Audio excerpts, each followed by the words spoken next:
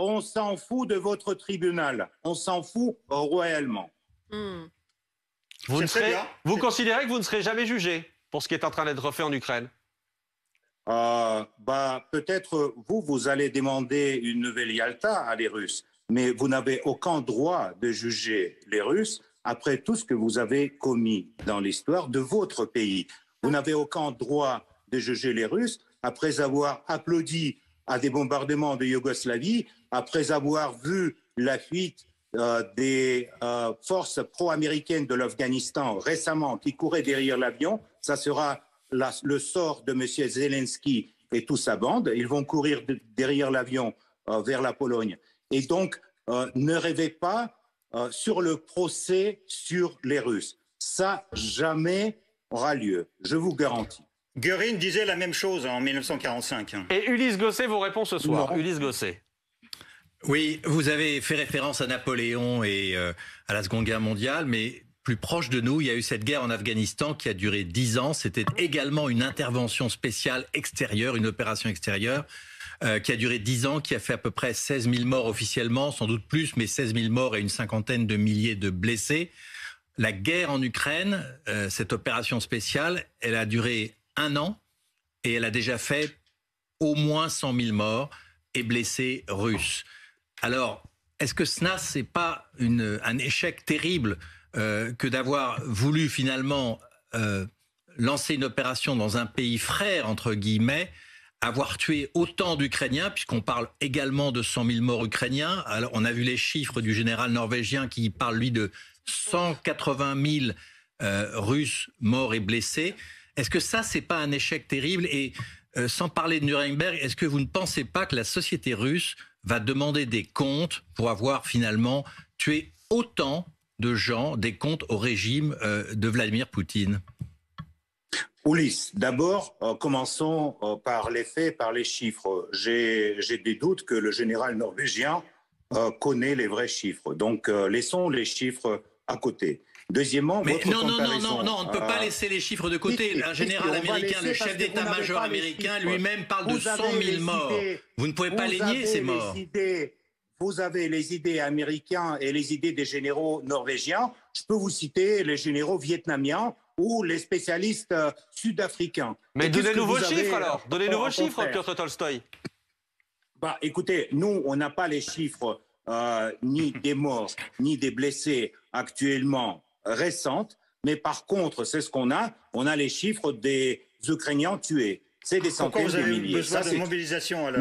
Mais pour terminer, pour répondre à votre question sur l'Afghanistan, la situation est tout à fait autre pour nous, pour la société russe et pour le soutien par les gens russes de l'opération spéciale qui est menée en Ukraine. Parce que pour la Russie, c'est une question de survie. C'est une question de survie et de préserver notre souveraineté géopolitique. Tandis que l'idée d'aller en Afghanistan, c'était l'idée un peu communiste de l'époque, de la direction russe de l'époque, de M. Brejnev, d'amener là-bas le régime communiste. Et d'ailleurs, en Afghanistan, les écoles et les hôpitaux construits par les soviétiques fonctionnent jusqu'à présent. Tandis que les Américains, quand ils ont fui de l'Afghanistan, ils ont laissé que le narcotrafic derrière eux. Non, donc, mais là, votre idée ça, en Ukraine, l'idée en Ukraine de Poutine, c'est d'amener un régime pro-russe à Kiev qui remplacerait le régime de Zelensky. C'est ça l'idée. Donc, est-ce que vous ne trouvez pas quand même que le parallèle est terrible? 10 ans de guerre, 16 000 morts. 1 an de guerre, 100 000 morts. C'est quand même terrible, d'autant plus qu'il s'agit d'un pays frère, si on vous comprend bien. Non, mais vous ça ne vous choque pas? Écoutez, de nouveau, vous commencez de me citer les idées de M. Poutine. Mais si vous connaissez si bien les idées de M. Poutine, alors pourquoi vous me demandez? Si Poutine pense comme ça, alors il va faire comme ça. Moi, je vous dis, c'est ce que pensent ici les gens qui vivent dans mon pays, qui vivent autour de moi, qui chaque jour amènent les enfants à l'école, qui achètent tout ce qu'il faut pour le front et qui envoient aux soldats russes l'aide, les babouchkas qui font les chaussettes pour les soldats. Je vous dis de ça. C'est ça la solidarité de société civile avec le moment historique qui passe aujourd'hui à nos frontières à sud-est.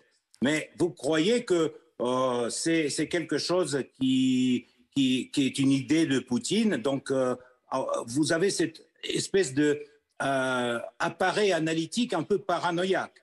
Mais non, mais vous dites qu'il faut dénazifier et qu'il faut remplacer le régime. Donc je dis, vous voulez instaurer un régime pro-russe à Kiev. Mais non, surtout, ma question, c'est Monsieur Tolstoï, est-ce que ce n'est pas quand même terriblement coûteux cette guerre pour les Russes? 100 000 morts, une mobilisation de 150 000 à 300 000 hommes, c'est terrible. Vous allez être marqué pendant une génération. La Russie va payer ce prix. Vous ne trouvez pas ça excessif et inadmissible au XXIe siècle de dépenser autant d'hommes, d'argent et finalement de détruire à la fois l'Ukraine et une bonne partie de la Russie? Non, Ulysse. C'est le prix de notre future liberté et de notre souveraineté. Et ça on ne peut pas mesurer dans la vie humaine ou dans les territoires. Ça, on mesure dans le futur du pays et de la nation. Si vous regardez aux yeux des Serbes que vous avez bombardés dans les années 90, jusqu'à présent, dans les yeux des Serbes, on voit qu'ils ont perdu la guerre. Les Russes n'ont jamais perdu les guerres comme ça.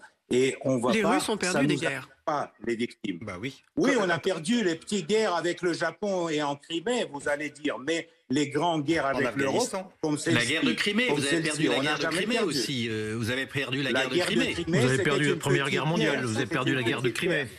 Attendez, colonel Goya qui n'a pas encore pris la parole, colonel. Non, les guerres, vous en avez perdu beaucoup en réalité, bien sûr. Et puis vous parliez de la Seconde Guerre mondiale, vous êtes arrivé jusqu'à Berlin. Je rappelle que vous avez été chassé finalement de Berlin. Les troupes soviétiques qui étaient à Berlin, que j'ai vu lorsque je suis passé, ont été chassés de Berlin, ont été chassés d'Europe de l'Est, ont été chassés des pays baltes par la volonté des peuples. C'était pas du tout une action de l'OTAN. Donc ça vous dérange pas, non? Pardon? Bien sûr que en fait, le déclenchement de la PAC de Varsovie et toutes les promesses de l'Occident de ne pas élargir l'OTAN jusqu'à nos frontières, ça, c'était une mensonge occidentale, mais on les a vus déjà beaucoup, donc on a l'habitude. Et maintenant, vous avez obtenu la Finlande et la Suède. Maintenant, vous avez obtenu la Finlande et la Suède à cause de votre guerre. Dans l'OTAN. Votre guerre. Maintenant, il y a deux pays qui étaient neutres et qui ne voulaient pas rentrer dans l'OTAN. Maintenant, ils sont dans l'OTAN. Enfin, presque. Les moustiques en Finlande sont pour nous. Ils sont pro-russes. Donc, faites gaffe, s'il vous plaît. Ça, c'est très dangereux. Les moustiques en Finlande, c'est-à-dire? On n'a pas compris. C'est une métaphore. Parce que les moustiques, il y en a beaucoup en Finlande. Et ils sont tous pro-russes. Parce qu'ils ont la mémoire des moustiques, parce qu'avant, ça faisait partie de la Russie, et les moustiques, ils ont la mémoire. Juste une dernière question. Attendez, j'ai une image, parce que vous parlez de survie de la Russie. Ouais. J'ai une image à vous montrer. Que se passe-t-il à Moscou et de quoi avez-vous peur? On a vu la semaine dernière apparaître sur un certain nombre de bâtiments dans la ville de Moscou, apparaître des systèmes, des batteries de défense anti-aérienne ces derniers jours, au moins dans 7 bâtiments, d'après les décomptes qui ont pu être faits par le ministère de la Défense. Dans le ministère de la Défense, absolument. Il y en a certains qui ont été placés, notamment pas très loin de la résidence de Vladimir Poutine. De quoi avez-vous peur? Est-ce que ce sont les drones ukrainiens qui vous font peur? Il existe les drones ukrainiens? Les drones utilisés par l'armée ukrainienne. À Engels, oui. À 2 reprises, le 5 et le 25. Peut-être c'est de nouveau les moustiques de Finlande ou les mouches de l'Estonie qui nous font peur. C'est pour ça que vous déployez les batteries antiaériennes. On prend les mesures de précaution si jamais les Ukrainiens vont utiliser les armements américains à longue distance. Ça, évidemment, on prend les mesures pour protéger la population civile à Moscou. Qu'est-ce que vous étonne? Nous sommes en guerre. Et on va continuer cette guerre jusqu'à notre victoire. Donc, tous ces moyens-là, c'est tout à fait normal dans un pays qui, aujourd'hui, est en affrontement militaire. Donc, vous pensez que la guerre, parce que vous avez bien utilisé le mot guerre, la guerre va déborder, peut déborder encore plus sur le territoire russe? Non, je pense pas. Oui. C'est vrai que c'est logique. Parce que vous venez de nous dire le contraire. J'ai pas peut-être compris votre question, mais... Non, mais parce que vous venez dire que vous vous protégiez éventuellement contre le fait que les Ukrainiens utilisent des armes. américaine, occidentale, à longue portée contre le territoire russe. Donc c'est votre crainte aujourd'hui.